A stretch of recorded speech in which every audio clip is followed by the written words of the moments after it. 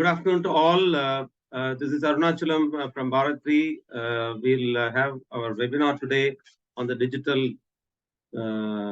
Privacy Personal Data Protection Act 2023. And we already have our subject matter expert, Advocate Prashant Phillips. We'll start the session in about 2 minutes. We'll allow our distinguished participants to come in from across India, who are representing various corporate entities who are either Bharat Re clients or our prospects in different sectors. So we are very happy to have all of them here, and we hope to have an engaging session on a very important topic, which is privacy and personal data. These are things that are understood, but awareness is required.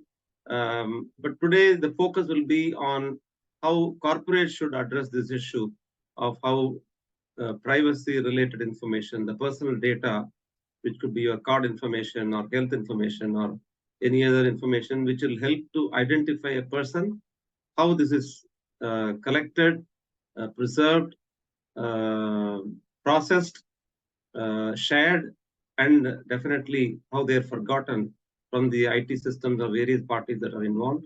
So we'll just allow for another minute. I'm going to give another minute for more participants to come in so that we can start the session. I'm sure it's going to be the next an hour and a half will be quite engaging. The format of today's webinar will be, I'll give an introduction about Advocate Prashant and about his organization. I'll also give a short intro about Bharat Re. You don't have to worry, these are short intros, just will take 30 seconds to a minute at the max. And then we'll start off with a detailed presentation by Advocate Prashant Phillips about privacy or personal data as a topic and about the Digital Personal Data Protection Act 2023. It was a bill for a couple of years. It went out of the parliament, it was withdrawn and reintroduced, and this year it was passed and is already notified on August 11th, 2023. So he'll make a presentation, giving perspectives as to how best to understand this legislation, and it definitely from the corporate viewpoint, how this is to be taken note of, should it be taken seriously and to what extent. He'll make a detailed presentation. And I have a few questions to ask on your behalf. I've collected not many, but a few questions to ask on the topic. And after that, as we go, we may have question answers posted by the participants in the question answer box. I would welcome our distinguished participants to post as many questions in the question answer box. I will do my best to cover all of them, each of them. I'll also, if you're able to mention your name, I'll also mention the name of the person who is posting the question. So I think we have about 80 participants. We'll just wait for another minute. Advocate Prashant, with your permission, we'll wait another minute. Thank you. Okay, thank you. Thank you very much.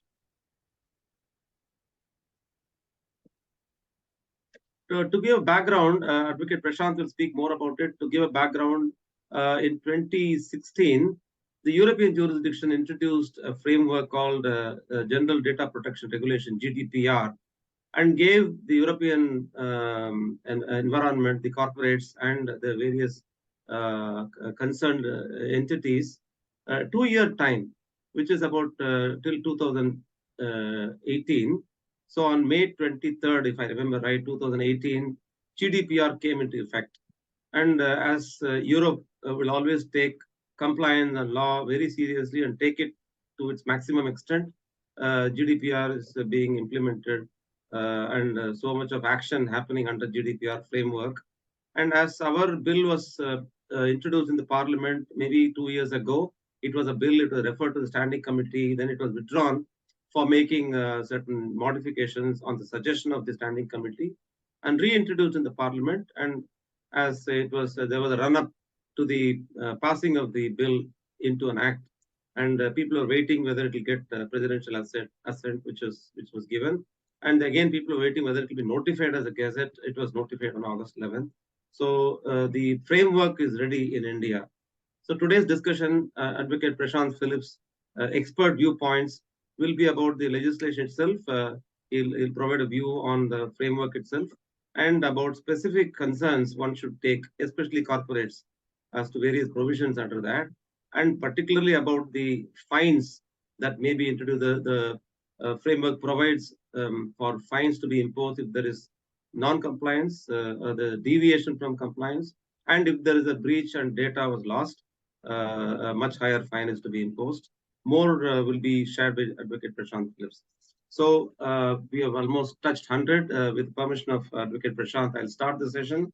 Welcome to the webinar on Digital Personal Data Protection Act 2023. Bharat Re being an insurance broker and an advisor to corporates on various risk-related issues, whether it's property risk or a marine cargo transit risk or a liability risk, including management liability and financial liabilities, trade credit, and professional indemnity or errors and omissions liability, and cyber liability. We have kept a focus on liability exposure for corporates. We are a B2B insurance broker. So corporates facing any liability exposure has been a focus area.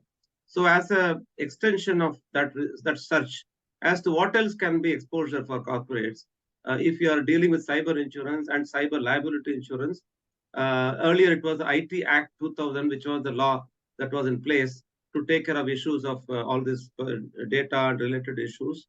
A lot of discussion was that law adequate? Is it a framework for protection against theft or compromise of privacy data? The answer was no. So can we have a legislation devoted for this? Yes, we have an act which is in place now. So Bharat Re's focus on liability as an insurance practice also included a discussion on Digital Personal Data Protection Act. And we had to look for a right partner to advise even Bharat Re on the topic. And we were looking for not only our learning on the topic, we also wanted our customers and prospects to gain from that expert advice. So we could interact with Lakshmikumaran and Sridharan. A bit about Lakshmikumaran Sridharan. They are a full-service law firm based in India. They are a homegrown law firm, but a large one at that. They have 14 offices and over 400 professionals who specialize in areas like corporate and commercial laws, dispute resolution, arbitration, taxation, and intellectual property.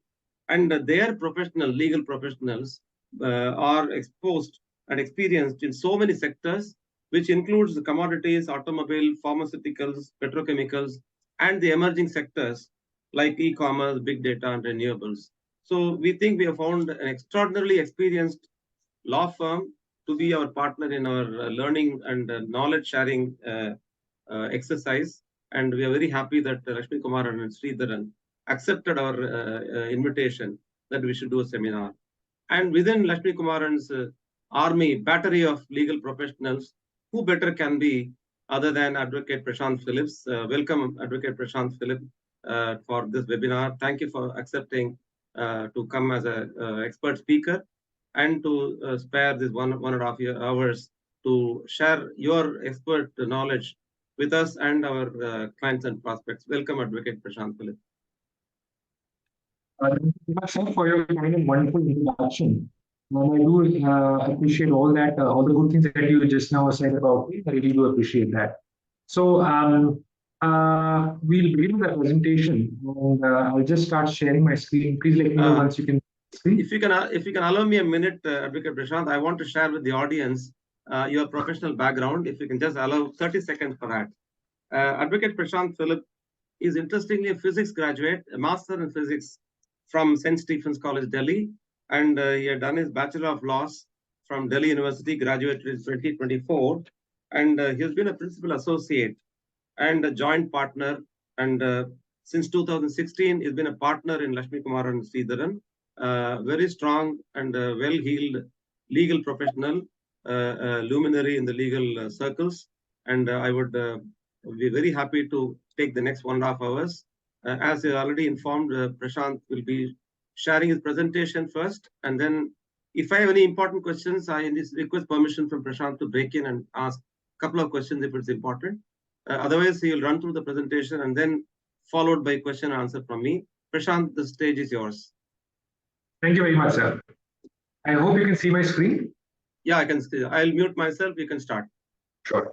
Thank you. Thank you very much, sir. I appreciate the kind introduction, and good afternoon, good evening, everyone. So we will be discussing various aspects about the digital personal data protection law. And more often than not, privacy has been viewed as an individual interest, particularly centered around people. But make no mistakes, this law is specifically targeted towards companies, towards organizations who have been or who are presently handling or processing personal data. And the reason why I say so, because as we go through this presentation and as we sort of take an overview of what this act pertains to, you will see that there are certain obligations which are in fact carved out for such businesses. There are certain penalties that have been imposed if such obligations are not met by such businesses, which as such and everything around the data and personal data is centered around what the businesses actually use the personal data for. So from that perspective, we will begin our presentation. So this is just a brief outline in terms of what we will be covering during the next 45 to 50 minutes. So we will just touch upon the existing laws, and we will also just take a broad outline and a broad overview of what the act actually includes. What are the core features with respect to the DPDP Act, and how, as such, it defines, in my view, a privacy paradigm for India. And with all the different aspects, before us, what exactly are the challenges that or corporations or organizations are likely to face in order to reach towards compliance under the DPDP Act? We'll also just touch upon a few examples or case studies, and then we can briefly touch upon it in terms of how LNS can actually assist. So now, with respect to the act, so the act sort of defines a certain concepts. It sort of lays down certain principles. It also provides certain special categories of, I would say, of individuals or data principles, and also defines what is called a significant data fiduciary. We'll just come to these actors or these entities.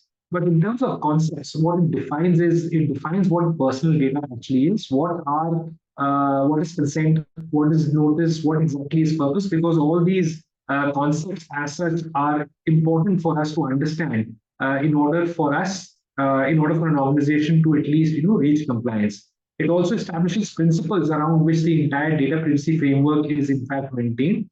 These principles are as follows. So the first principle is actually data minimization, which sort of requires that only certain minimal amounts of personal data should in fact be collected when processing of personal data is in fact contemplated. It also requires that the data stored or maintained by businesses should be accurate. Storage limitation is another principle which has to be adhered to, which requires that the personal data should be stored for only limited time periods. There is also a concept or a principle known as purpose limitation, which sort of links a specific and a specified purpose in response to which the consent is supposedly collected, and in response to which, or pursuant to which, the processing of personal data can in fact be performed.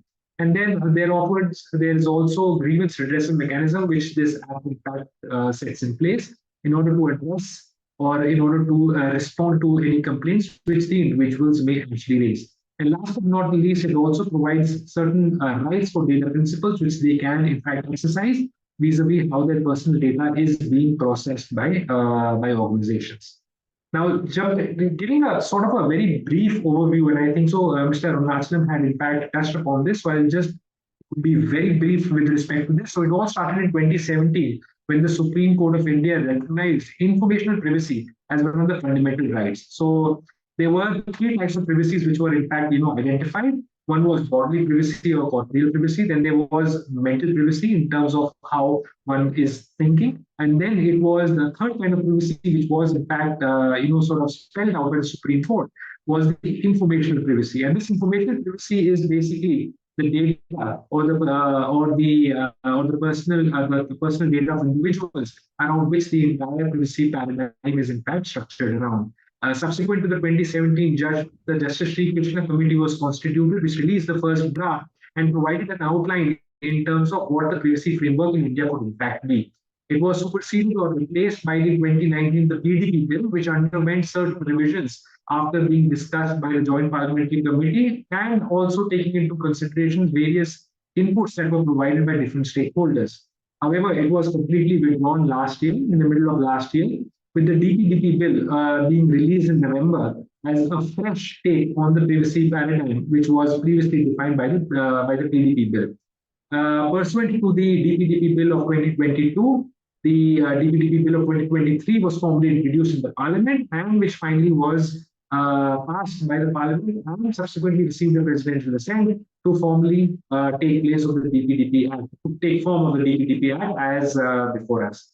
As what Mr. Arunachalam had also mentioned, that this act is not yet notified, so therefore it is still not in effect, although it provides a very concrete and a definitive structure in terms of what the privacy framework within India is actually going to be. Till the time that the DPDP Act is not notified, the provisions of the IT Act and the SPDI rules would still continue to provide whatever is the basis for the protection of personal data here in India. So moving forward, before we go into the nitty-gritties of the Act itself, I thought that it would be a good idea in terms of just spelling out the impact that this legislation is going to have on businesses. And like I had mentioned, that this Act is not an individual specific Act. It is not meant particularly or only to preserve the rights of individuals. In fact, it is, I would say, a business specific Act. It is directed specifically to organizations, towards businesses who handle personal data. And therefore, to assess the scope of the impact or the impact that this legislation is likely to have, it is important to get to know of these aspects first before we jump into the specific provisions. So I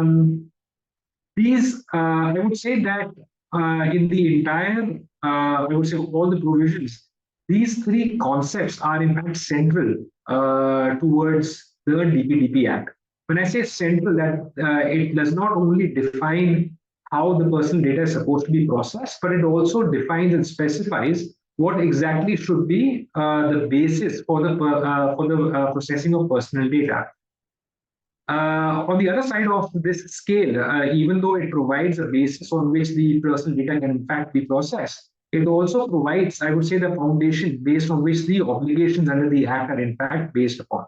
So the first being purpose. So the purpose is very, very central to this legislation, and it sort of ties back to the principle that we saw in the earlier slide, namely the purpose limitation. What exactly is this concept of purpose? So the concept of purpose specifically requires the businesses to collect data or to process personal data for a specified purpose.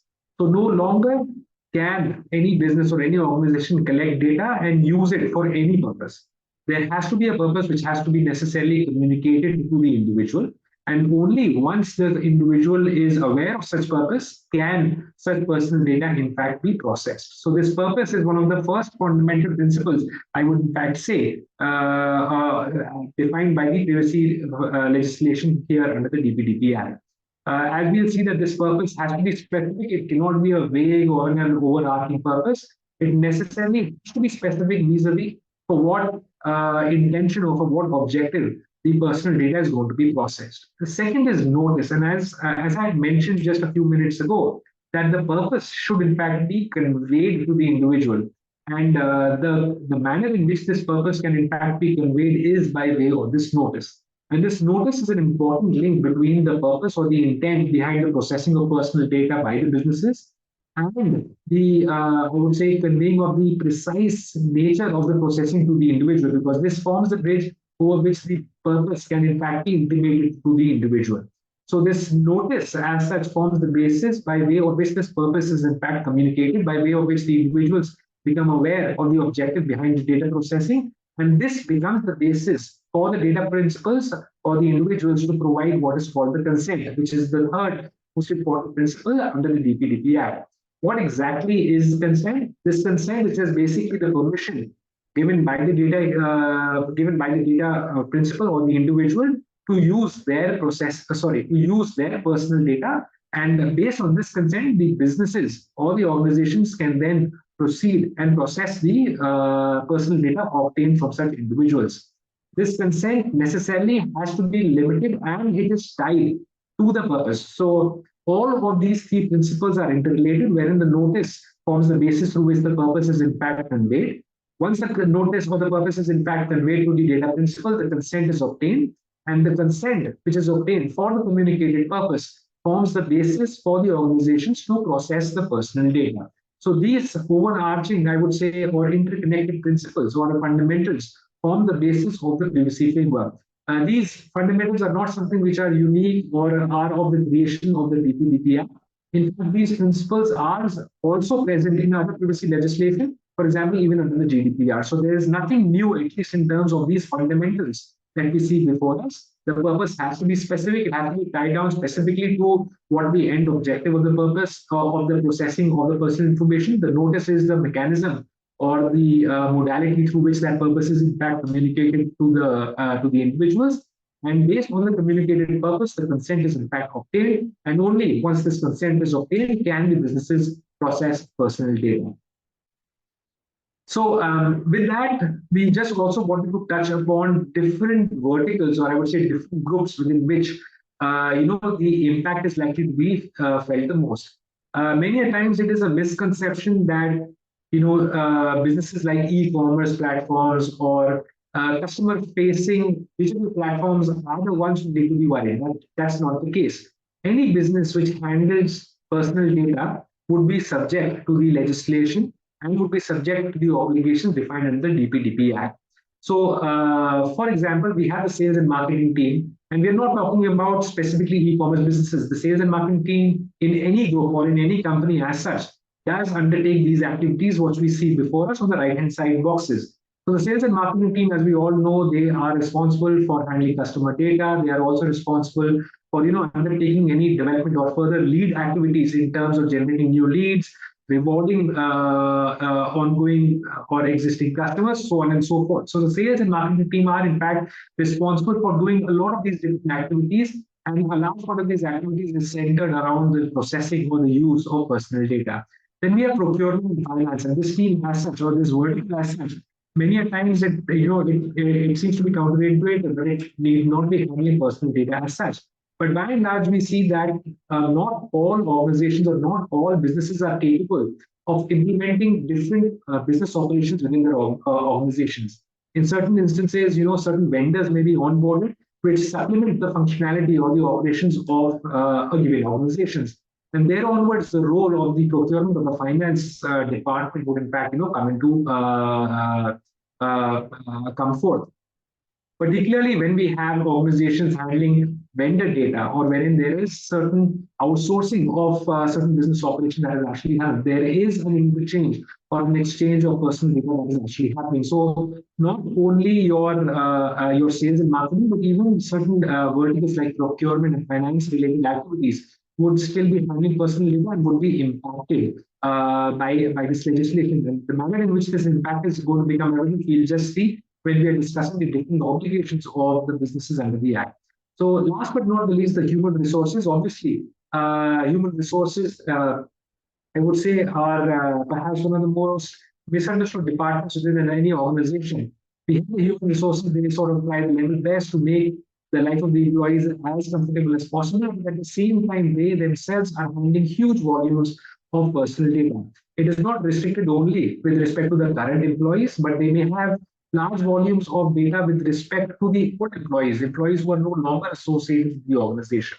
Then they also may have, contacts or information of individuals who may have approached their organization for job-related opportunities, or they may have received such information from various recruitment agencies. So a large volume of personal data, not only restricted to individuals who may be associated with the organization, but also with respect to personal data obtained from different other sources would be available with the human resource department or the human resources team. So as we can see that this is not only the customer or the sales aspect which is going to be impacted by this legislation, but different aspects or different, I would say, business operations or verticals as such would also be impacted by this legislation because of the nature of the processing that they do centered around personal data. So personal data is not something which we can completely wish away from. It is not only, this act does not only or would only apply to e-commerce or such digital platforms who offer services or who handle customer specific data, but even to organizations who may not be customer facing, but still may be within the purview of this act because of this personal data touch point that they may be, exposed to. So with that spelled out in terms of just articulating what the impact actually is, the impact is somewhat real because of the nature of the different operations that we see conducted by different verticals within the organization. So it's not only restricted to sales, it is something which spans across different verticals within the organization, and therefore it is important that compliance with respect to this act be met. So now coming into the nitty-gritties of this act. So the act as such is centered around these three, I would say, stakeholders. The first is the data principal, the second is the data fiduciary, and the third is a data processor. So what exactly is a data principal? So the data principal is nothing, is just basically the individual with whom the personal data actually relates to. So any individual would be a data principal. So the act specifically restricts data principals to individuals or natural persons only. Any legal entity would not be a data principal. So personal data corresponding to certain individuals is something which would be within the purview of this act, with the data, with the individuals being termed or being referred to as data principals. Then we have the data fiduciaries. The data fiduciaries are the most important stakeholders within this act. And these data fiduciaries are basically all the businesses which handle personal data. But how do we determine whether any business as such is a data fiduciary or not? The criteria is what has been provided here on the right-hand side of the slide. We see that any entity which determines the why and how of the processing of personal data would in fact be a data fiduciary. So any entity which determines as to why I need personal data and how this personal data, once collected, is supposed to be processed, would be a data fiduciary. This data fiduciary can be any organization. It could be, it need not be a very large company, but it could be any company who would be handling personal data. LKS, a law firm, is in fact a data fiduciary because of the personal data of different advocates who are associated with LKS, which is available with LKS. So LKS is also a data fiduciary. Any organization who are handling personal data will in fact be a data fiduciary. They are data fiduciaries provided they are exercising the decisional control over the manner in which the data is supposed to be processed. Then we have this third stakeholder, the data processor, who basically are just the entity who processes the data on behalf of the data fiduciary. Like I mentioned, it is not necessary that businesses are capable of implementing all business operations on their own. In certain aspects, they may outsource or offload certain operations to another entity.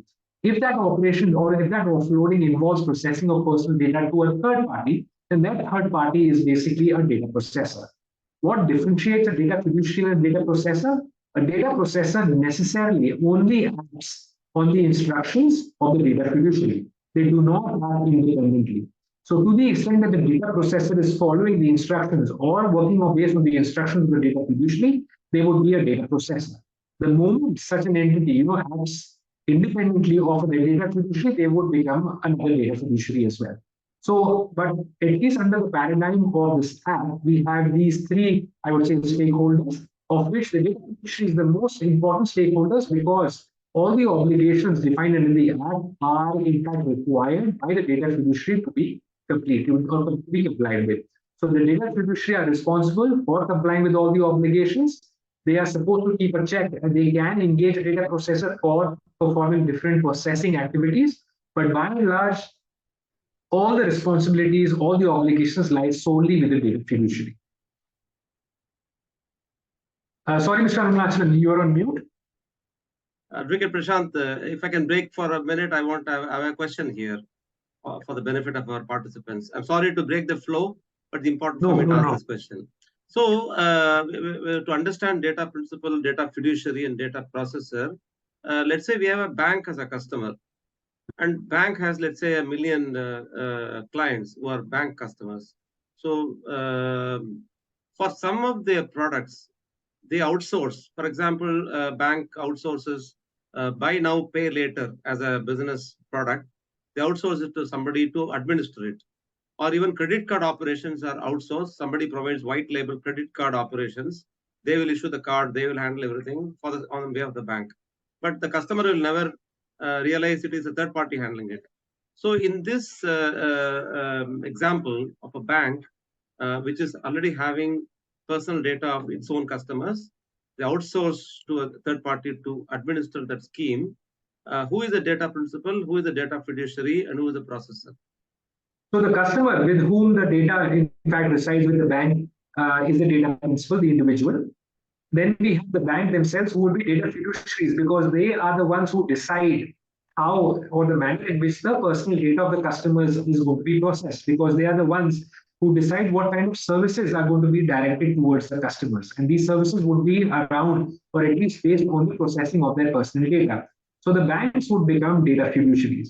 In terms of providing any ancillary service which the banks may not be providing directly, then in such cases, the agencies which provides such services to the customers on behalf of the bank become the data processors. And when I say when they're providing the services, I understand, or at least what I want to convey is that as a result of providing that service, they would be processing personal data, which makes them the data processor. So in this entire, I would say, paradigm, the data processors would be the third-party service providers who would be servicing or providing some service to the customers. The data fiduciary would be the bank who would be front-ending and who would be determining what is the nature of the services and to whom it should in fact be provided. And the data principals obviously are the individual customers, the natural persons with whom the personal data in fact relates to.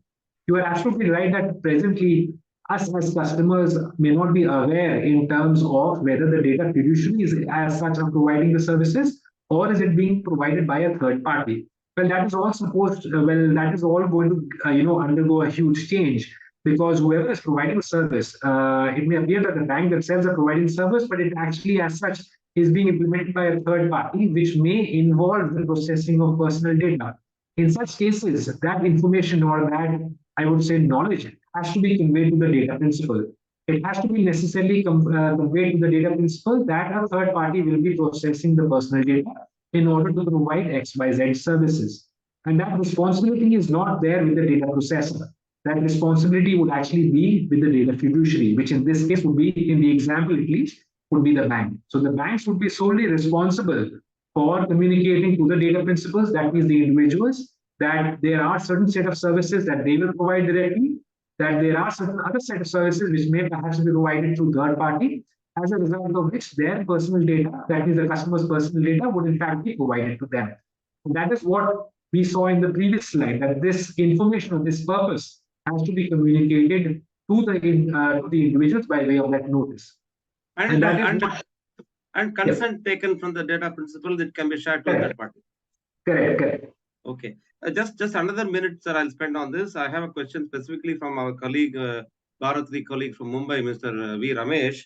A similar case where there's an apartment complex, and then for people to drive in, they have to use an app for getting access to the parking area, and the amount parking fee is taken using FASTag. So there is an apartment complex, there is a society which is running it, and there is a third-party app which is administering the access. Within the app, somebody is going to share their name and address or whatever information, vehicle number, whatever it is, and the financial transaction with the FASTag. So this time I'll try to guess the answer and let me know if it's correct. The apartment complex is the data fiduciary, is it right? Or will it be the third-party app which is running? Who will be the data fiduciary here? So it is not necessary that there is only a single data fiduciary. It is also not necessary that it has to be a specific data processor. It is very much possible that the data fiduciary may be processing or maybe assuming the role of a data processor because they are undertaking the processing on their own. In the present example, it will be dependent upon a lot of other facts and circumstances, but by and large, to the extent that the third-party app is responsible and determines what data should in fact be collected, they would also be data fiduciary. If they are solely acting on the instructions of the apartment complex and the apartment complex determines what needs to be done, how it needs to be done, then in that case, they would definitely be a data fiduciary as well. So it would depend upon whether what is the extent of decisional control which the third-party apps actually provide, which will make them either a data fiduciary in addition to the apartment complex as well. Thank you for the clarification. I'm so sorry I stopped the flow of your presentation. You may proceed, sir. No problem. Thank you. So now by defining what exactly are the specific, I would say, stakeholders, now we'll go in terms and just see in terms of what exactly is personal data, because we've been discussing what personal data is and how it actually applies to personal data, but it is important for us also to see what personal data actually is. So many a times it is common for us to assume that certain direct identifiers are basically personal data. And in cases wherein there is a possibility of some identifier not being capable of identifying or not being capable of establishing the identity of an individual, then such information perhaps is not personal data, but that is not correct. So personal data, the definition is somewhat broadly defines, and it's sort of split into two parts. So it first of all says that personal data is data about an individual. So it is not something which is, it sort of categorizes that only such type of data, that is data about an individual, is going to be personal data. Secondly, it also says that that such an individual is identifiable by or in relation to such data.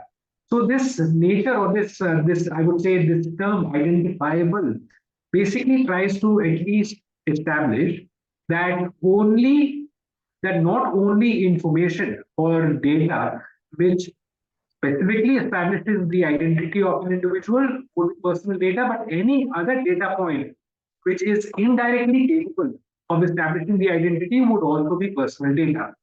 I know I've sort of, went round and round in terms of defining what it is, but I'll just give an example in terms of what different, data points and whether they could in fact be personal data.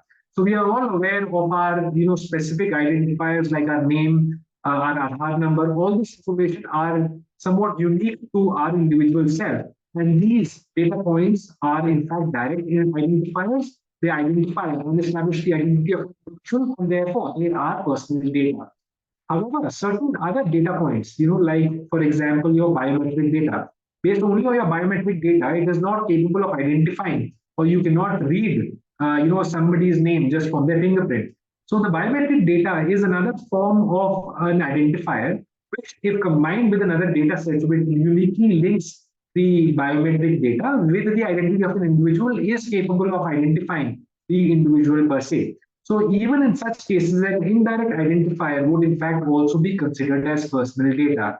Things like even your location, your machine ID, all these data points are also indications or are also instances or examples of personal data. So personal data need not be only a direct identifier, it can also be an indirect identifier, meaning that when combined with another data set, if it is capable of establishing your identity, then it is personal data.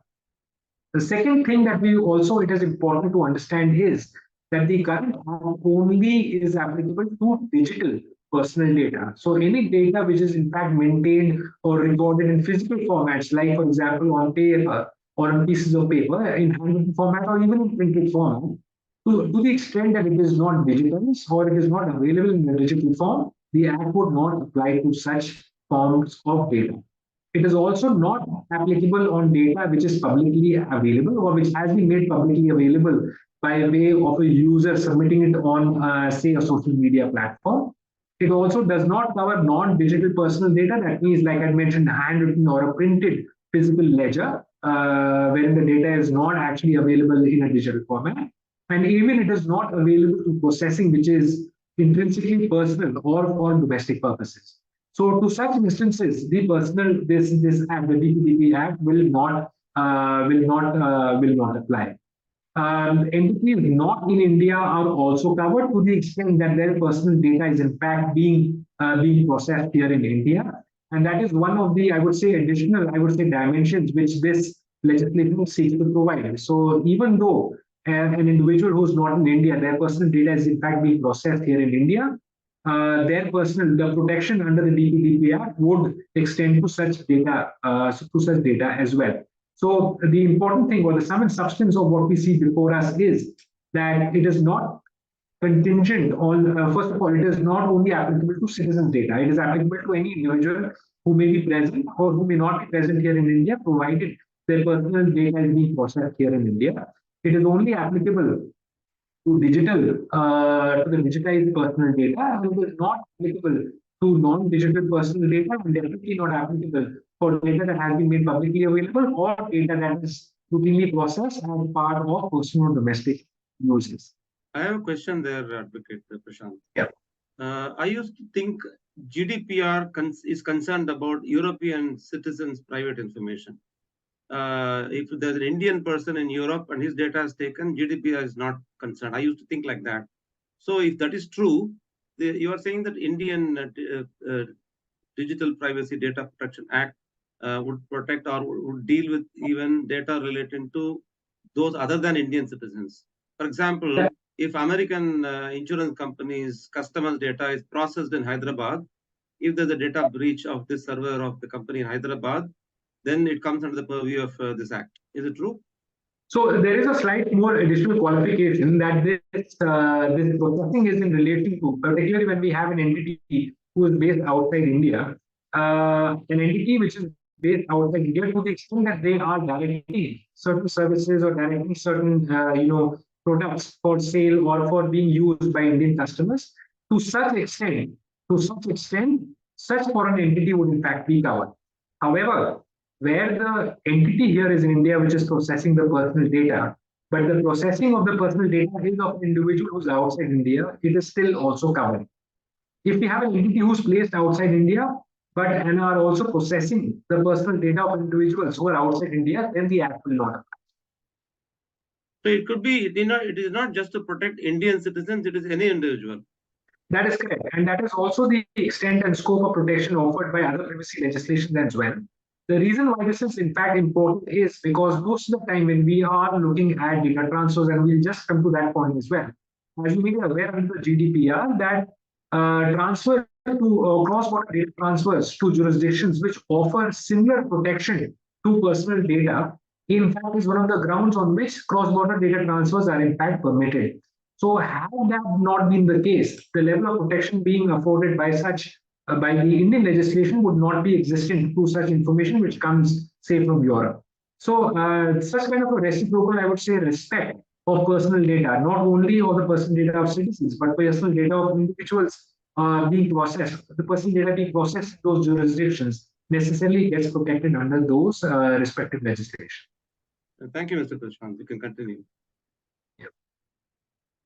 So now we come to consent, and consent is one of the more important legal basis for the processing of personal data. I'll just take a slight deviation because I think so. In order to keep the presentation, restricted to 45-50 minutes, we sort of let go of the definition slides. But one definition that at least I would like to cover here is what comes within the purview of processing. So processing has been very broadly defined under the Act. It is not the processing as we commonly understand that there is a program which is crunching the data, underlying data to give a result. That is not the only processing which is covered under the term processing under the Act. Processing covers a whole gamut of activities that are in fact related to the personal data. It starts from the collection. It includes collection, storage, performing analytics, restructuring, modifications, any adaptations, taking backups, and even destruction of any personal data would in fact or is in fact coming under the term processing. So the term processing has to be given a very wide connotation. Anything involving a digital version of the personal data would in fact be processing and hence be covered under the Act. So simply collecting and storing without doing any crunching of that personal data is still processing. Storing it and backing it up is still processing. So we'll have to take into consideration that the processing here is not the commonly understood processing that we generally understand in the context of computer programs, but anything involving personal data, whether it is storing, whether it is changing it or restructuring it, it is within the purview, or it will be within the purview of the DPDP Act, because processing covers anything that you do with personal data. So coming now to consent, one of the things that will allow or which will permit any business to in fact process the personal data is in fact consent. And this becomes, this is one of the more important principles because even once the collection has actually happened, the consent does not vanishes away. It in fact permeates or sticks, persists throughout the life of the data, to the life of the personal data till the time it is available with any business. So what exactly are the, I would say, elements or characteristic attributes of this consent? The consent has to be freely given, similar to what we have seen under the contract. The consent has to be freely given. It has to be specific. That means it is necessarily has to be linked to a specific purpose, which is supposed to be communicated to the individual. It has to be informed. That means whatever is the for whatever the consent which is being provided by the individual is in response to or pursuant to an informed purpose which has been communicated by the businesses to the individual. And it has to be unconditional in the sense you cannot say that until and unless you give me your consent, I will not provide you with a service. So it cannot be linked towards specific provisioning, although certain processing or certain would be required for the providing of services. But in case if I were to say that okay, I want to use your personal data for the purposes of providing you promotional offers, and if you don't give me consent for that, I will not provide you with the main service. That is something which cannot be done. It has to be unconditional. The consent has to be in the form of an indication permitting processing of the personal data. What does it actually mean? It sort of requires that for a specified purpose for which you are in fact giving consent, there has to be an ambiguous indication, either in form of an opt-in or a ticking of a box, some kind of a positive indication or a positive action in by the individual has to be necessarily there in order for this unambiguous indication to be recorded, which would be a reflection of the consent given by the individual. So this unambiguous indication is one of the important characteristics or the attributes of this consent. This indication, third, the indication should be clear and by way of an affirmative action for the specified purpose. Again, it has to be unambiguous in the sense that you are clearly indicating that the consent has in fact been provided. The consent has to be is necessarily linked to the personal data that is required for the specified purpose. And what we had seen in the three slides, in one of the earlier slides, three fundamental principles. That means the consent, purpose, as well as notice. Consent specifically is linked to the purpose. And it is only for this specified purpose is the consent actually is obtained. For it is not that the consent has been provided, it can be used indiscriminately for any purpose. For whatever purpose it has been communicated to the individual, the consent obtained is specifically linked to that specified purpose. The consent or the providing of the consent is not absolute or it is set in stone. At any point of time during the nature or during the duration of the processing of the personal data, the consent can in fact be withdrawn. You can in fact even modify it to a certain extent if you do not want for certain processing that your personal data can in fact be used. And last but not the least, the consent can be managed through another platform or an entity referred to as the consent manager. So these are the important, I would say, attributes of consent. It has to be satisfy all these different criteria before the processing can in fact be considered as legal under the DPDP Act. Any processing which is done pursuant to a consent which is not meeting these criteria or where the consent is not available or has not been obtained, in such instances, such processing is illegal and would tantamount to a breach under the Act. So consent is one of the important things that we need to in fact consider, and this forms a part of our compliance, and we'll see where it actually fits into. So going forward, we had seen that that the consent has to be by way of an unambiguous indication, and that indication should in fact be clear. So we provided just a brief snapshot in terms of what such kind of a consent form should in fact look like. This is what is the practical, I would say, implementation of how a consent would in fact be presented to an individual.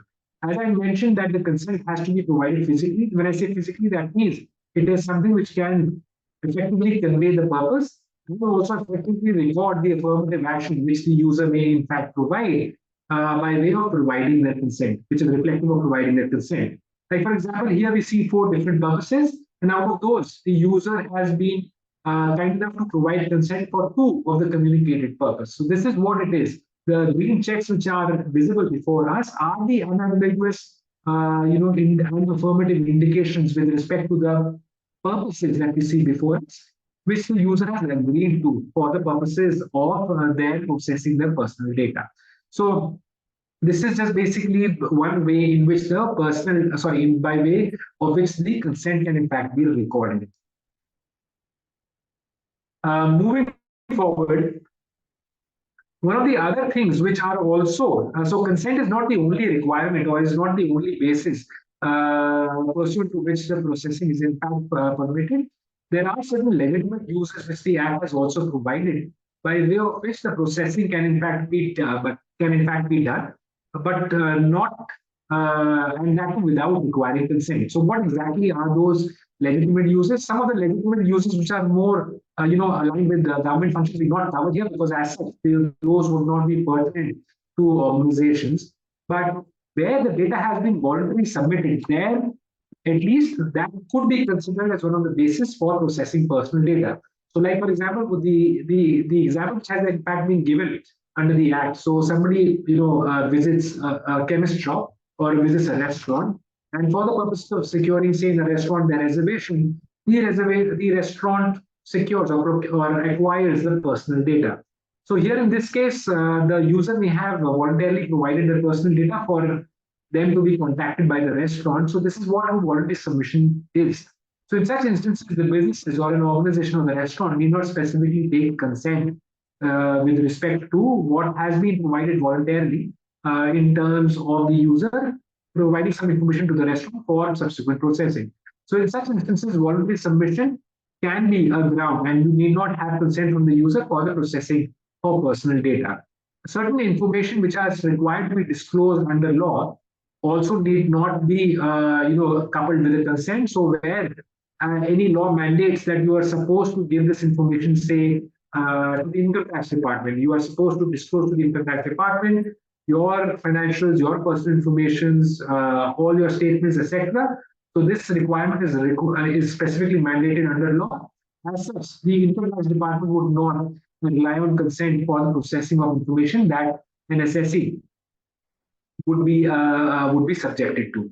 The third, or one of the other criteria or categories of legitimate uses, is also employment, where the personal data is being processed as a consequence or as part of the employment for the purposes of employment or for safeguarding the employer from loss of liability or for providing services requested by the employees. Under these three categories, which are supplemented along with the category of employment, this would also amount to a legitimate uses and therefore would not require consent for the purposes of processing personal information. What does this actually mean? So, for example, you have an organization and the organization takes personal data from different individuals. Like for the purposes, they take the bank information because that is how the salary is supposed to be credited.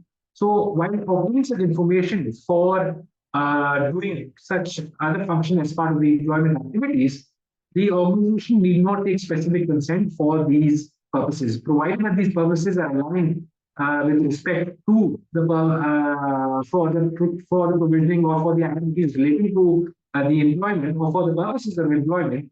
To such an extent, consent would in fact not be required. So in certain instances, employers can, where they are processing personal data for safeguarding their own interest, there also consent is not required. Like for example, if you have an indication that perhaps some employee is leaking confidential information of an organization, and thereby you start monitoring their device to monitoring the traffic from the device to see what in fact is being sent by such said users.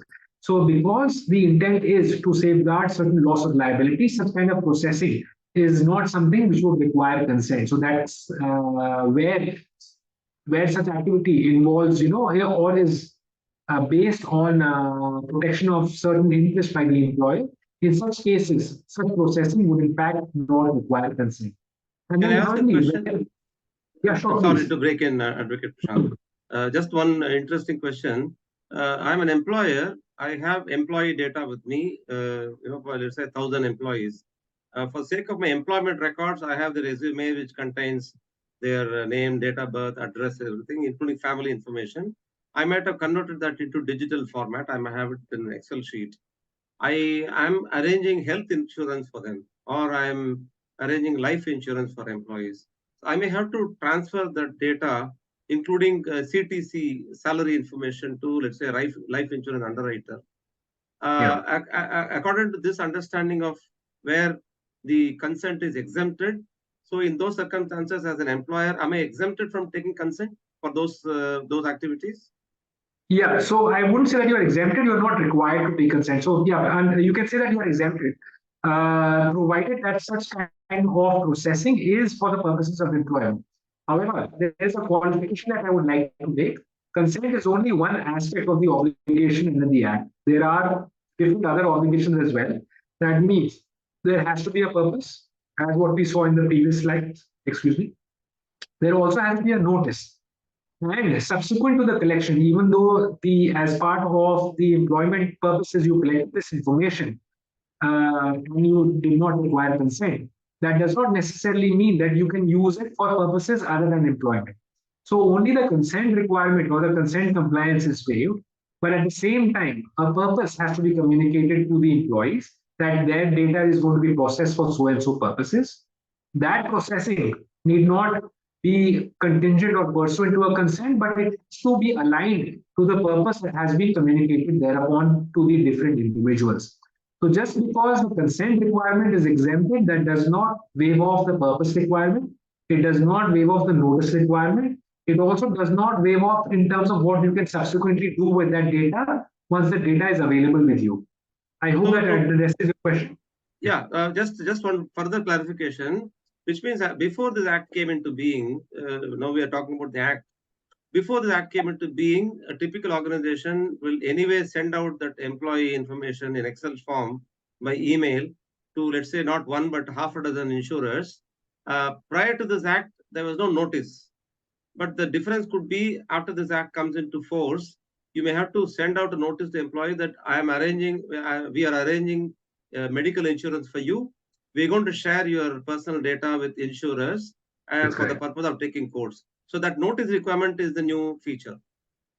Absolutely correct. And I wouldn't say it's a brand new feature in itself. There are certain reflections, I would say, under the existing act as well. The SPDI rules provide some sort of a seminal, a very broad framework which focuses on purposes, which focuses on notices. However, the deficiency of the act is not because it is there under the SPDI rules or it is inadequate. The deficiency of the act was that this kind of a check was not something which was an obligation cast upon the businesses.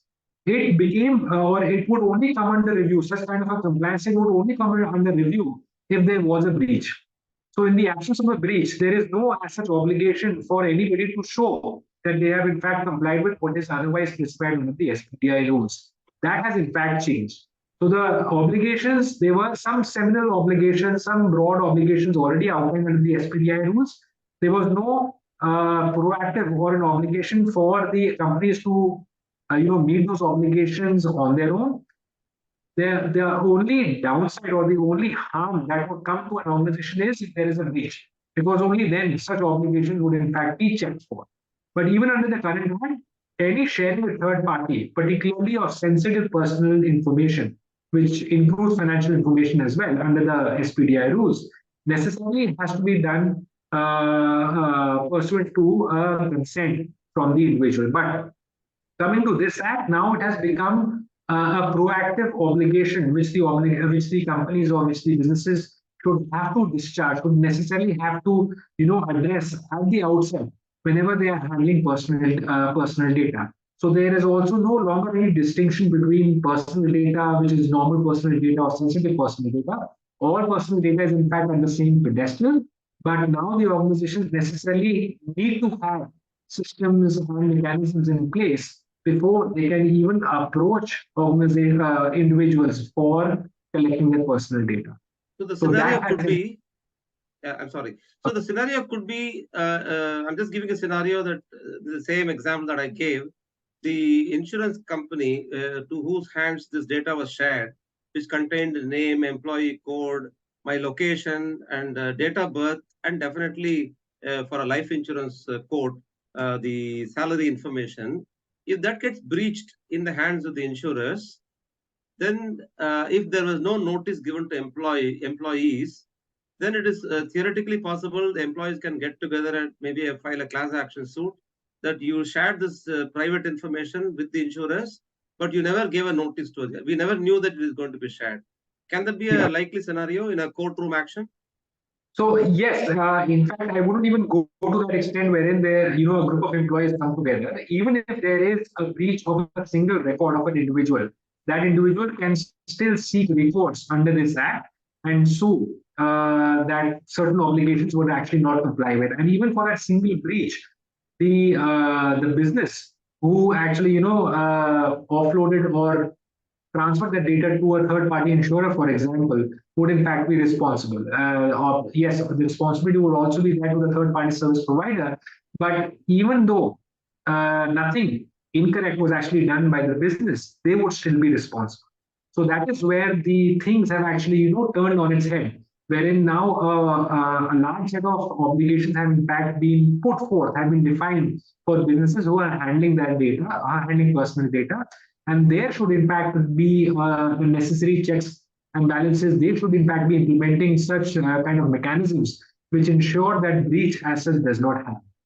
Thank you, Advocate Prashant. Please continue, sir.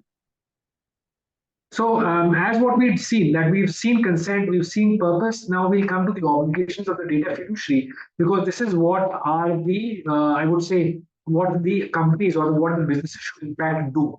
And these are mostly, I would say, prescriptive in nature, because how each one of these obligations are supposed to be, put in place may vary from organization to organization.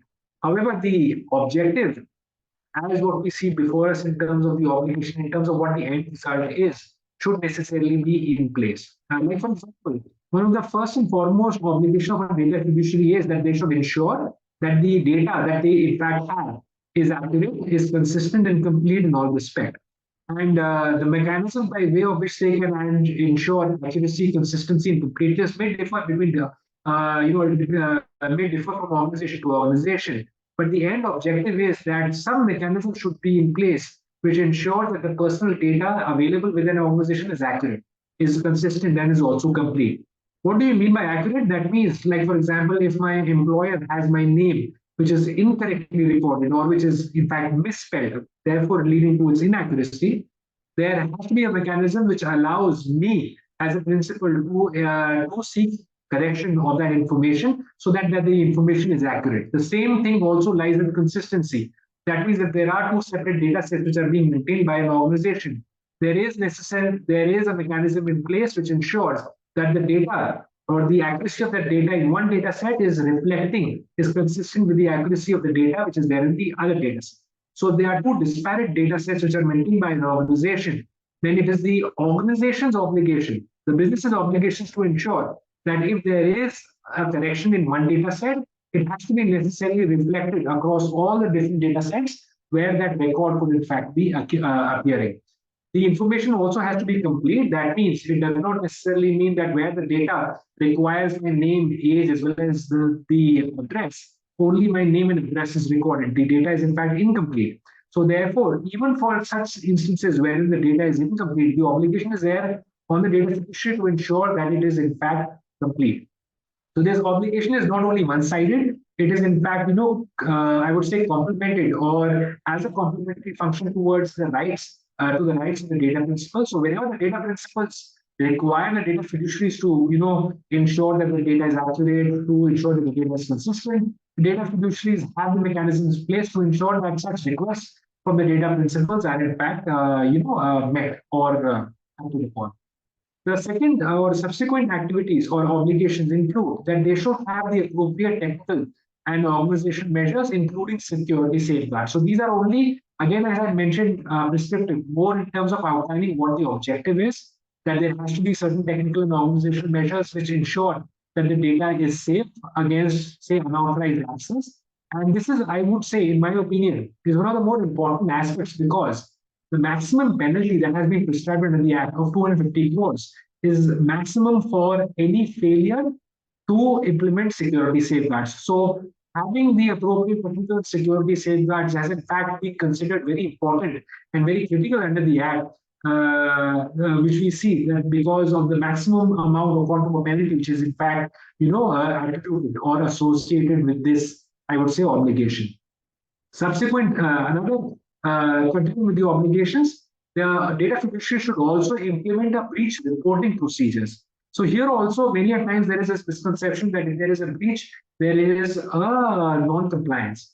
That's not correct. Sometimes the data breaches can happen even though the best technical measures can in fact be are in fact implemented. But what is important is that if the breach is in fact detected, then there has to be a reporting procedure or a reporting mechanism necessarily established by the data fiduciary, and that has to be followed as well. Failure of actually either reporting a breach or implementing any such breach reporting procedures is one of the gross violations for contraventions under the Act. And there also the penalties are quite severe. We'll just come to that in the later slides. So having breached reporting procedures is one of the other additional obligations for these data fiduciaries. The data fiduciaries are also required to remove or delete data post the retention period or once the retention period is over. That means, suppose if you're providing a service or the purpose for which you had in fact collected the data from a data principal, if that purpose is no longer existing, then the data fiduciaries are required to delete that data. That purpose could be, multifolded, but to the extent that the purpose is no longer existing, the data fiduciaries are obligated to no longer hold on to that data. So this is again what is as such, referred to as the storage limitation. That to the extent only that the purpose is in fact required, you are supposed to store data. If the purpose is no longer applicable, you are required, the data fiduciary is required to delete the data. There may be certain situations wherein the purpose may have ended, but there are existing laws which require retention of data. In such instances, the data fiduciaries can store. But if either of these situations no longer require the storage of data, then the data fiduciaries are obligated to delete such personal data that is available with them. The data fiduciaries are also required to nominate a point of contact. So this point of contact would just be a grievance officer who would be responsible or who would be acting as a conduit between the organization or the business and the data principals. And they would be responsible for responding to any grievances that may in fact be raised by the data principals. So this point of contact should be communicated by the data fiduciary, say on the website or through any other ways, but necessarily is one of the obligations which are required, which have been defined under the Act. The data fiduciaries are also responsible for whatever goes wrong by the processor or whatever may have been the fault of the data principal as well. Like, for example, if the data was inaccurately provided by the data principal and there was no mechanism to verify that the data was in fact correct, then there is a non-compliance, and therefore it is important that data fiduciaries, while collecting and while managing the personal data, be extremely sensitive about how they are storing the data and whether the data is in fact accurate, consistent, and complete, as what we saw in one of the earlier obligations. Continuing with the obligations, I know there is a long set of obligations, but we'll just touch upon them very quickly. They are also required to implement a grievance redress mechanism, the point of contact being the central, I would say, entity who would be responsible for addressing or redressing any grievances that may be lodged by a data principal. Any activity or any engagement with the processor necessarily has to be done by way of a valid contract or an agreement. Gone are the days wherein you could have a mutual understanding or by way of which a service can in fact be provided by a third party just by way of email exchanges. That is no longer the case. And this is one of the important things that the data fiduciaries would in fact have to keep in mind, that whenever you have third party service providers, which would be the data processor, any engagement with them has to be done under a valid contract. That valid contract will define what the processes are supposed to do, what they are required to do, what they are not required to do, and also define in terms of the nature of the processing that these data processors or these third-party providers can in fact do. So this is one thing which would in fact see a lot of checks that has to be conducted, because a lot of vendors, a lot of third-party processors may in fact be engaging with businesses, and each one of those engagements necessarily have to be done under a contract, and that contract now will be sort of focusing on how the data is in fact also being processed. In addition to defining the services or the terms under which the services will in fact be rendered by these third parties, there would also be a section which would define how the data in fact is supposed to be processed. In terms of children personal data, there is going to be certain verifiability in terms of how the parental consent is going to be captured. And also in terms of how the behavioral monitoring of children can in fact be done. And then there are separate set of obligations for significant data fiduciaries. So what exactly are significant data fiduciaries? So significant data fiduciaries are basically those data fiduciaries who would be special or who would be significant. And their significance would be assessed based on the following factors. First would be the volume of the personal data. Like for example, social media platforms or banking or financial institutions which handle large volumes of personal data would in fact be significant data fiduciaries. In terms of the risk involved or the sensitivity of the personal data as well, a data fiduciary would be categorized or classified as significant data fiduciary and other factors which may be notified by the government. So this is not a closed-ended list of conditions which would be useful to assess whether a data fiduciary is in fact a significant data fiduciary or not. The government can in fact notify other criteria that may in fact be considered for assessing whether a data fiduciary is in fact a significant data fiduciary or not. So in addition to the obligation that we just saw in the previous two slides, the significant data fiduciary is also required to appoint a DPO. Previously, in the previous versions, the qualification or how the DPO is supposed to be nominated was not that much, elaborated upon. But right now, at least under the DPP Act, it has clearly been indicated that this DPO necessarily is going to be an individual who's going to be responsible to the board. They have to be situated here in India. They cannot be a foreign situated entity. In addition to a DPO, they are also required to appoint an independent data auditor who will be responsible for auditing the manner in which the data is in fact being processed, by the data fiduciary. In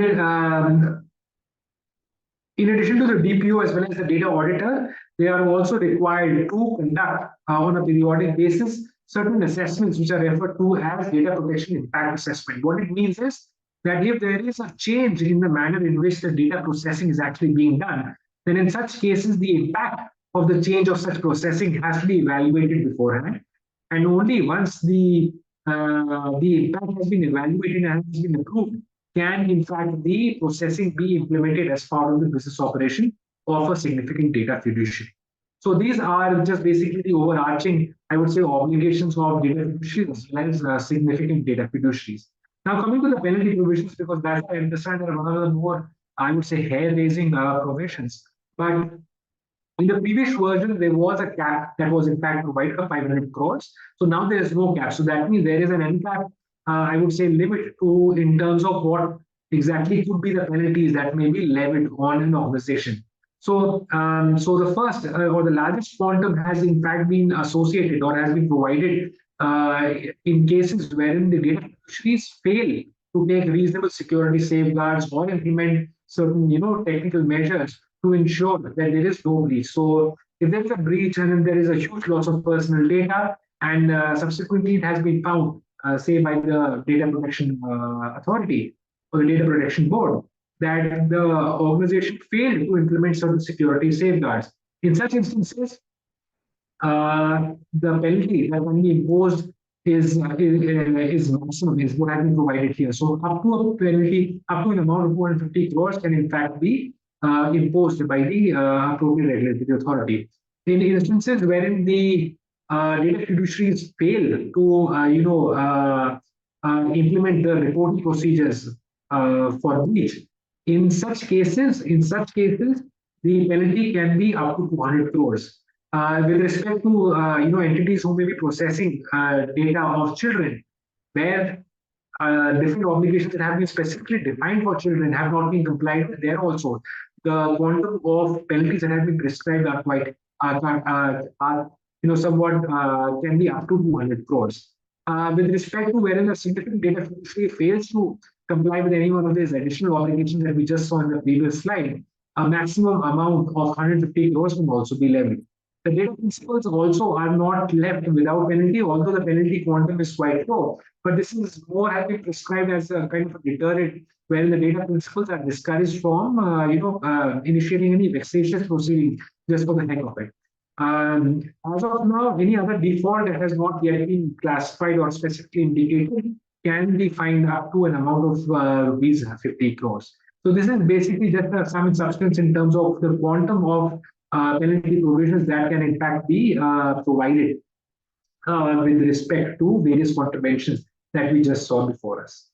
Advocate Prashant, we need time for questions. So I just wanted to know when we can go into question sessions. There's a lot of eager questions. I think so. I think so. We can go straight to the questions, because I'll just take these two slides, what needs to be done, and then we can go straight to the questions. That we've seen what are the different obligations, we've seen what are the principles of purpose, we've seen the principles of consent. There is much more depth in terms of what can in fact be done, but because we are only covering the legislation at a very general and a broad level, we couldn't go into much depth.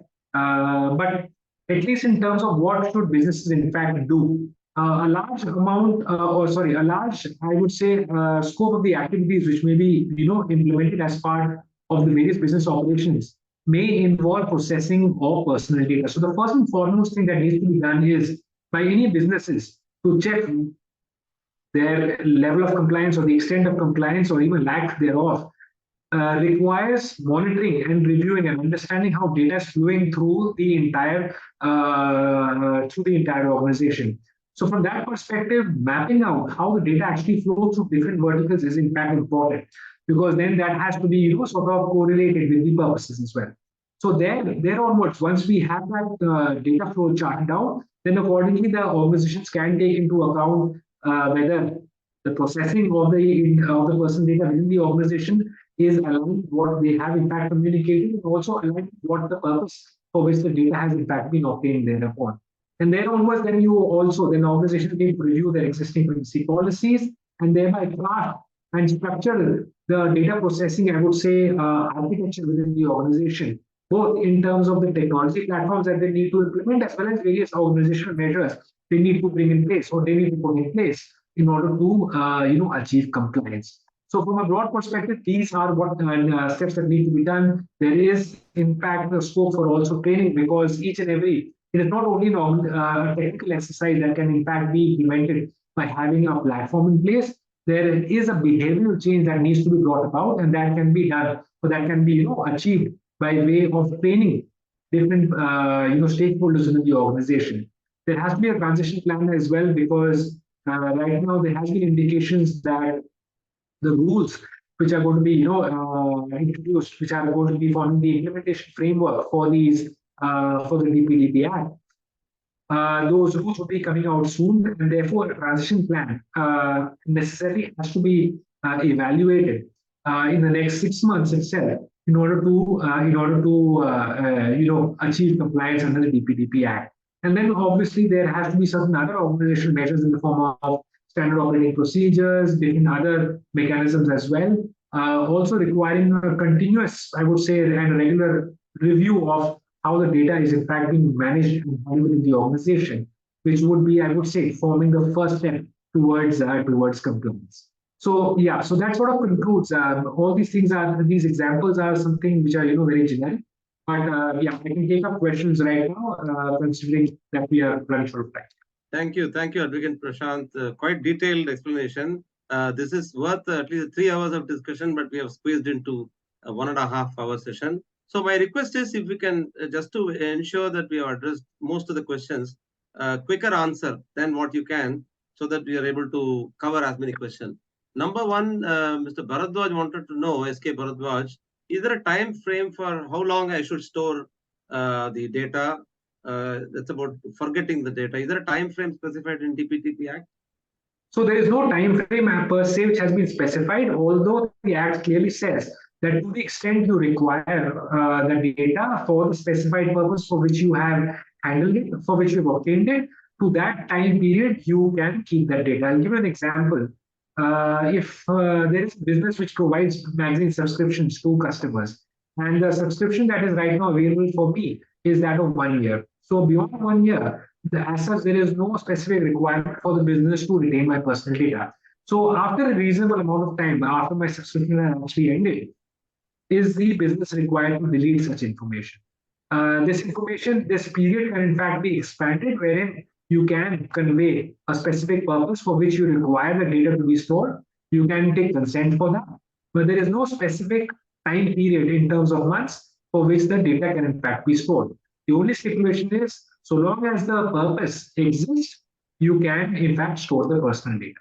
Once the purpose no longer exists, the data has to be deleted. Thank you. The next question is from Mr. Natarajan Krishnamurthy. He says we provide solutions to schools to maintain data about students and administer the school information. Now, in this case, from whom should we take consent? Is it from the parents? Because the children cannot give consent; they wouldn't know what it is. Absolutely correct. So under the current provisions, the parental consent necessarily has to be obtained for the processing of children's data, and that consent has to be meeting a higher standard of being verifiable. That means that in certain instances, what we saw that certain legitimate uses could in fact be the basis for processing personal data. However, that would not be the case for processing of children's data. There has to be a certain degree of verifiability, and that too from the parents' consent, which necessarily has to be established. So there, the criteria would be certain specific. It is very much possible that for handling or processing personal data of children, the government may even may even release, stricter guidelines. But as of now, there has to be additional checks and balances in place because at least the children's personal data has been given a very, I would say, sensitive character, sensitive nature. Okay, question from, I think it's Rohan, but the system says anonymous attendee. I'm assuming it's Mr. Rohan, but does the DPO have to be a citizen or resident of India? Does the Act say something about it? They have to be in India. There is as such no requirement with respect to the residency, but they necessarily have to be located or present in India, and they have to be directly responsible to the board. So under the GDPR, as such, any third-party professionals could assume the role as a DPO. They need not be a part of the organization. But under the Act, at least, because they are necessarily have to be answerable to the board, they will be forming, they would be a part of the organization, and they necessarily have to be placed or situated here in India. Are the two conditions that have been provided for a DPO? Okay, question from Ms. Rajiv Mathur. With the huge population in India being not so literate, they may not understand English. Should the consent be taken in vernacular language? Does the law require that? Yes, so it has been indicated that not only in English, where possible, in any one of the scheduled languages that have been specified under the Constitution. I think so there are about 28 languages. Any one of those languages can in fact or should in fact be used in addition to English, where there is a possibility that you have a good proportion of the population who may not understand English. Okay. Question from Mr. Thank you very much, Prashant. Question from Mr. Parthasarathi from City Union Bank. Can the CISO act as DPO? He's got two questions. Number one is, can the CISO himself act as himself or herself act as DPO? The second question is whether the significant data fiduciary can appoint a consent manager, or the SDF themselves be consent manager on their own. So yes, it would be there. So the consent managers can be appointed or can be, sort of indicated. Or sorry. Can they be in-house? The consent manager can be in-house. The consent managers can be in-house, but it is slightly tricky because there are additional obligations that would, in fact, be triggered for such consent managers. So the consent managers will be responsible for, managing consent. There onwards, if they are part of the organization itself, the true, I would say, nature or the veracity of their discharge the role of a consent manager may in fact come into question. So by and large, they can be in-house, they can be a platform which is developed by the data fiduciaries themselves, not a problem. As long as there is transparency in terms of how that consent is being managed, then everything should be fine. Coming to the initial question with respect to, I'm sorry, can the CISO be DPO? So anybody can be a DPO, although because the DPO has to be answerable to the board directly, it would be a board nominated position that has to be created afresh. So it is not necessary that it is an independent charge of an individual or a position, but necessarily as part of discharging the role of a DPO, various other obligations or various other responsibilities of the DPO would also have to be discharged by the individual. Like, for example, under the GDPR, they are supposed to also make sure that privacy as a concept is being maintained and being respected within the organization. So that responsibility should necessarily be discharged by the DPO. Okay, thank you, sir. Question from Ms. Monisha Sen. The data principal necessarily should be a natural person or can be an artificial person or corporate personality? I think you touched upon in the initial stages itself on this. That's correct. Natural person only. Personal data has to be of a natural person only. Which means a human being. That's correct. Okay. And I have a couple of questions from my side, which I had prepared. From your, this is a broader question, not specific to the Act.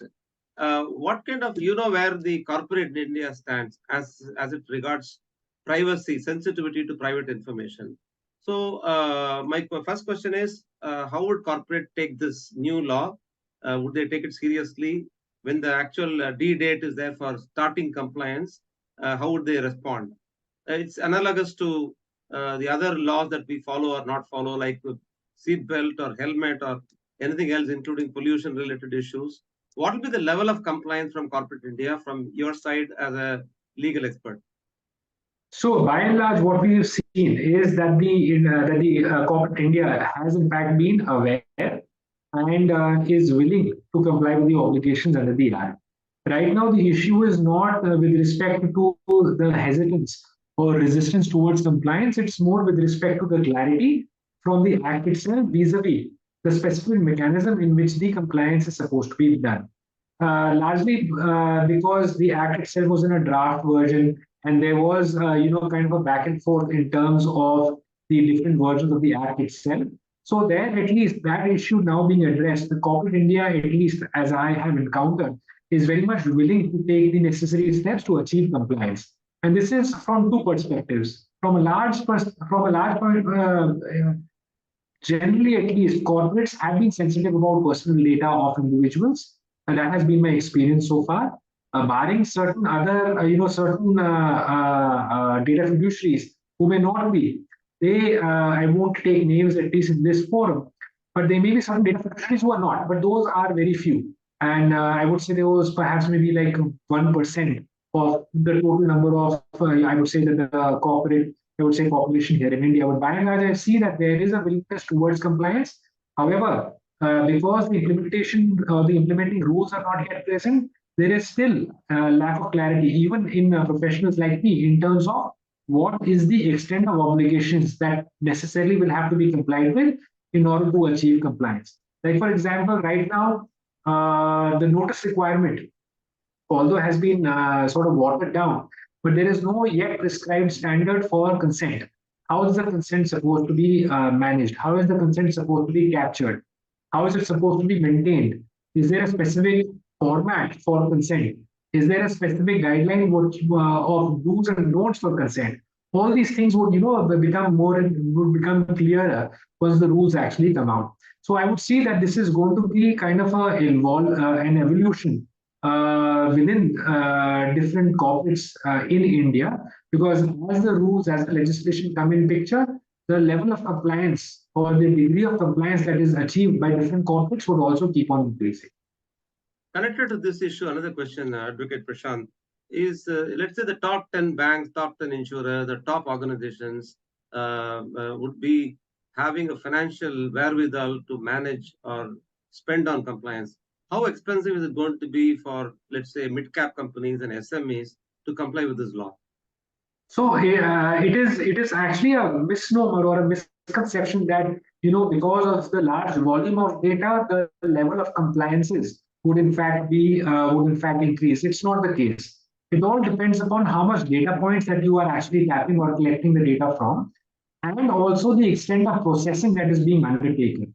So for smaller businesses or for businesses which are using personal data for only one or two limited purposes, there the level of compliance or meeting the compliance would be in fact far easier as compared to the level of compliance that necessarily has to be implemented by financial institutions.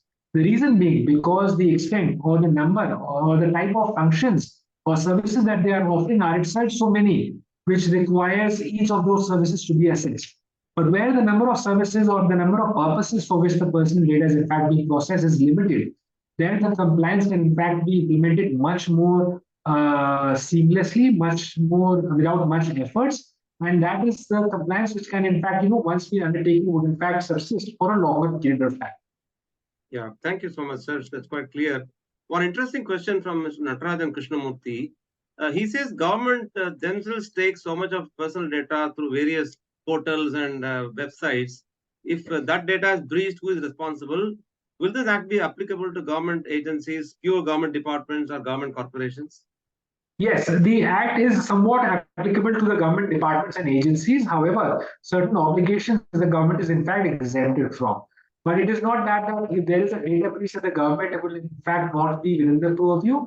If it has been found that certain security related measures that should have been implemented are in fact not implemented by the government, then it is in fact a violation which even the government will be susceptible to. That's quite useful information. We are just closing in another 2-3 minutes. Question from Mr. Rohan, but again, another interesting question. Frequently, data which is stolen in a breach is displayed on dark web. So if it's displayed on dark web, can it be recognized as publicly available data? No, this publicly available data is only applicable to such data that has been made available by the individuals themselves. So if I put my data, say, on a social media platform or on a website by my own choice, only such information would be considered as publicly available. That means it necessarily has to be made available by the individuals themselves. In the example that you have just now explained, that information that has been put on web, in fact, has not been authorized by the individuals. So in such cases, such information, even though they may have been put on the dark web or even on a publicly accessible website, is not publicly available information, and such kind of information would in fact still be susceptible and subject to the DPDP Act, and can in fact be acted upon by the different authorities as well. Thank you, sir. Just last two questions.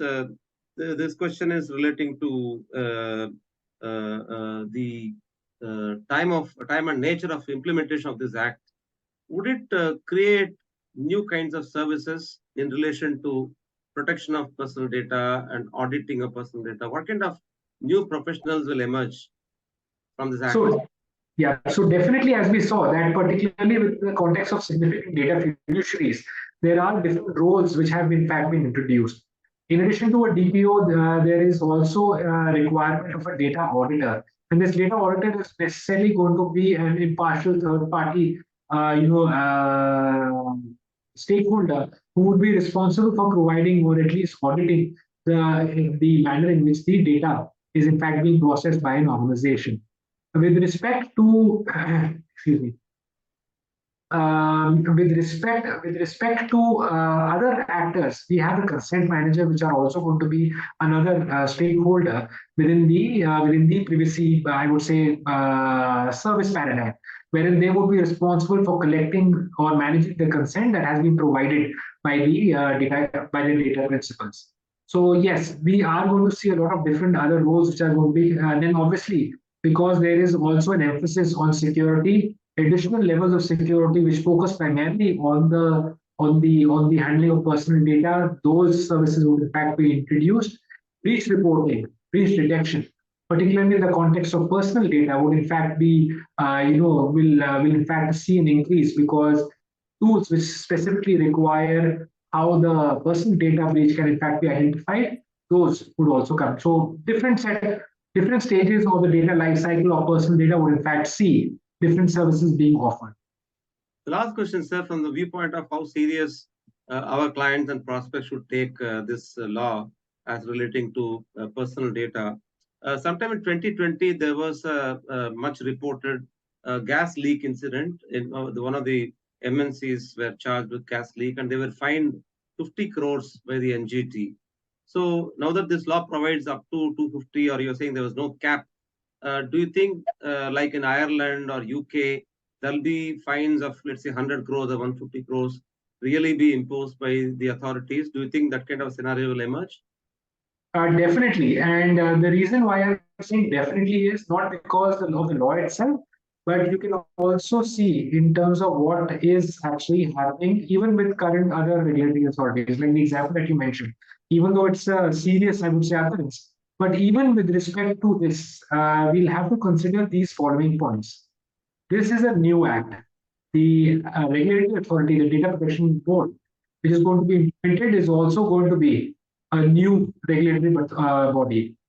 They would definitely would want to at least show that they have the authority, and they would not be hesitant to impose fines to sort of make an example in terms of what they can in fact actually do.